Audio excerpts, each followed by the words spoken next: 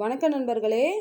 நம்ம மற்ற பழங்களை சாப்பிட்றத காட்டிலும் நம்ம சீசனில் விளையக்கூடிய பழங்களை சாப்பிட்லாம்.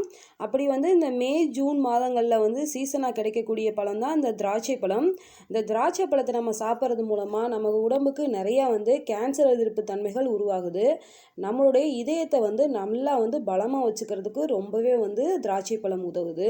நமக்கு ஏற்படக்கூடிய டைஜஷன் ப்ராப்ளத்தை சரி பண்ணி கொடுக்கும். இதில் நிறையா டீடாக்சிஃபிகேஷன், அதாவது நம்மளுடைய கிட்னி, நுரையீரல் இதிலெல்லாம் ஏற்படக்கூடிய நச்சுக்களை நல்லா நீக்கம் பண்ணி கொடுக்கும். நிறைய ஆன்டி இன்ஃப்ளமேஷன் ப்ராப்பர்ட்டிஸ் இருக்குது. அதாவது வீக்கங்களை குறைச்சி கொடுக்கும். ஆஸ்டியோபோரோசிஸுங்கிற எலும்புகள் ஏற்படுற பிரச்சனைகளை சரி பண்ணி கொடுக்கும். பிபியை கண்ட்ரோலாக வச்சுக்கிறதுக்கு ரொம்பவே உதவுது. நம்மளுடைய எனர்ஜி லெவலை திராட்சை பழம் நல்லாவே இன்க்ரீஸ் பண்ணி கொடுக்கும்.